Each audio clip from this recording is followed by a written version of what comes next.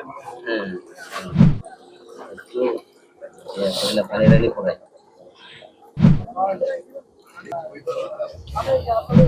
পানি ভাই ঠিকঠাক আছে ভাই?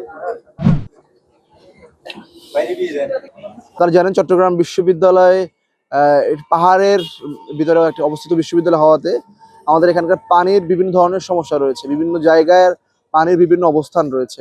কিছু জায়গার পানি অবশ্য ভালো রয়েছে, কিন্তু বেশিরভাগ স্থানের পানিগুলোতেই আমাদের প্রচুর পরিমাণে আয়রন রয়েছে, যেগুলো আমাদের স্বাস্থ্যের জন্য অনেক বেশি ক্ষতিকর, আমাদের রোগ প্রতিরোধ ক্ষমতাকে অনেক বেশি কমিয়ে দেয়।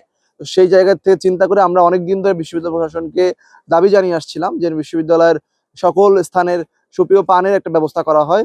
বিশ্ববিদ্যালয় প্রশাসন অনেকগুলো জায়গায় চেষ্টা করেছে, কিন্তু তারপরেও তারা পর্যাপ্ত সুপেয় পানির ব্যবস্থা করতে সক্ষম হয়নি। তো সেই জায়গা থেকে আমরা বাংলাদেশ ইসলাম ছাত্র শিবিরের পক্ষ থেকে আমরা মনে করি আমাদের জীবন ধারণের জন্য পানি অত্যন্ত গুরুত্বপূর্ণ একটি বিষয়। তো সেই পানির যেই স্বল্পতা রয়েছে সেই স্বল্পতাকে কিছুটা যোগান দেওয়ার জন্য হলে আমাদের এই ছোট্ট আয়োজনটা কাজে দিবে বলে আমরা বিশ্বাস করি। আমরা মনে করি বিশ্ববিদ্যালয় শিক্ষার্থীদের সকল ধরনের কল্যাণ কার্যে ইসলামী ছাত্র শিবির ইতিপূর্বেও গুরুত্বপূর্ণ ভূমিকা পালন করেছে। ইনশাআল্লাহ আগামী দিনেও আমরা সেই গুরুত্বপূর্ণ ভূমিকা পালন করবো ইনশাআল্লাহ। পানি এখন সিদ্ধ হওয়ার জন্য 3টা গুণ দরকার। একটা হচ্ছে স্বাদ, আর একটা হচ্ছে ঘ্রাণ, আর একটা হচ্ছে রং। 3টাই ঠিকঠাক আছে। তার মধ্যে একটি হচ্ছে বিশুদ্ধ পানির অভাব।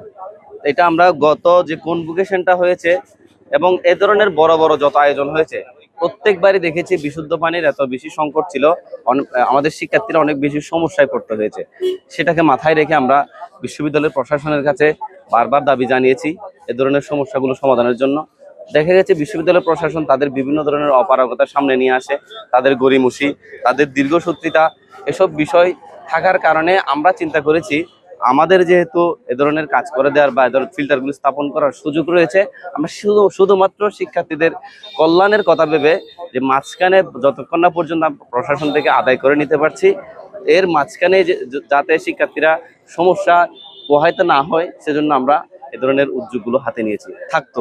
তবে আমরা এখন প্রত্যাশা করছি, যেহেতু একটা নির্বাচিত প্রতিনিধি ক্যাম্পাসে এসেছে, এই নির্বাচিত প্রতিনিধিরাই বিশ্ববিদ্যালয়ের প্রশাসনের কাছে দাবি জানিয়ে এবং আমরা তাদেরকে যতটুকু সম্ভব সহযোগিতা করে এ ধরনের শিক্ষার্থী বান্ধব যত কার্যক্রম আছে সবকিছু আমরা আদায় করে নিতে পারবো ইনশাআল্লাহ।